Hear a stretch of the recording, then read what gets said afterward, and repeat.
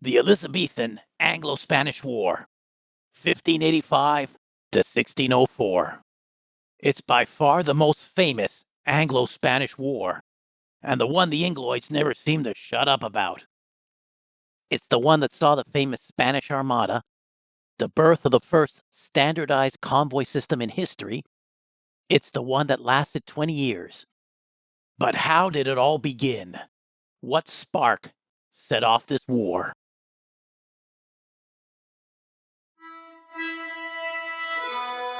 September 23rd, 1568. An English fleet of 6 ships selling contraband in the Caribbean that at this time was completely ruled by the Spanish needed to find a safe port to make repairs. A week earlier, they had been battered by a storm trying to make their way to Florida. Their flagship, the Jesus of Lubeck, had been left with a damaged rudder and warped hull planks. And the Jesus of Lubeck was a slave ship.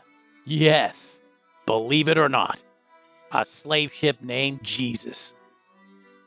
Her young captain and leader of the expedition, Sir John Hawkins, was afraid to sail the ship back across the Atlantic in a damaged state. On this voyage, he brought along his young cousin, Francis Drake. He commanded a bark called the Judith. But making those repairs were the most pressing concern. So Hawkins sailed the fleet towards the mainland of Mexico.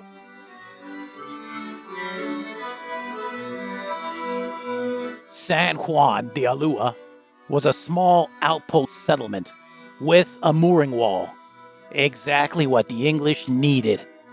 And the mooring wall was built into the side of a small island just off the coast.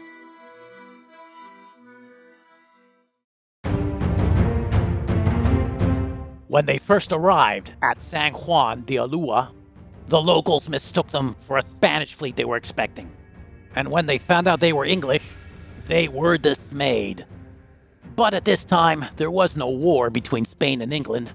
The English may have had no legal right to be trading in the area, but surprisingly, a lot of Spanish outposts and communities didn't have a problem trading with the English, just as long as they sold their slaves and other cargo at a discount, and on top of that, paid the Spanish a bribe.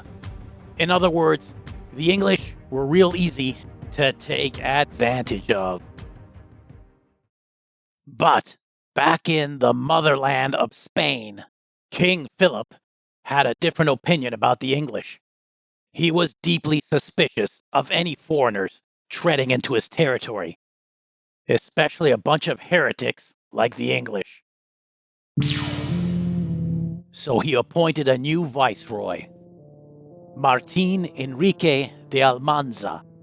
This guy was charged with heading down to the New World and securing the empire.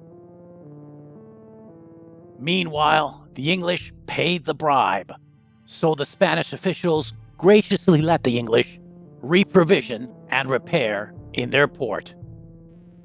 But only a couple of days later, 2 Spanish galleons showed up from across the Atlantic. Guess who was on board one of them? None other than the new Viceroy, the very guy who had been charged with squashing the Ingloids. He had just arrived at the New World, and there they were. When it comes to this Anglo-Spanish War and Francis Drake, a common theme is highly improbable luck.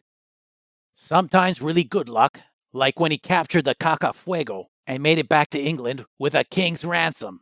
But more times than not, incredibly terrible luck.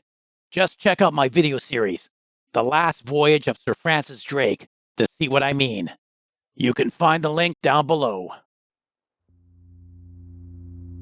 Having no idea of who he was dealing with, Hawkins sent over an interpreter, a man named Robert Barrett, who spoke perfect Spanish, to negotiate a deal.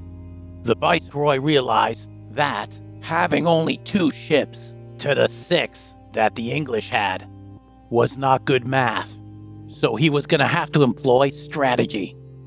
He let the translator on board and made nice. And after 2 solid days of parlaying, a course of action was agreed upon. Hostages would be exchanged. The English would pay inflated prices for their resupplies. And both Spanish and English ships would park on the mooring wall, but would separate themselves on either end. As well, the English were permitted to mount 11 shore cannons on the mooring wall island. But as we shall see, this would end up being the dumbest thing that the English could have done. Of course, the Viceroy and his commander, Don Francisco Lujan, had absolutely no intentions of honoring this peace treaty. They hatched a secret plan.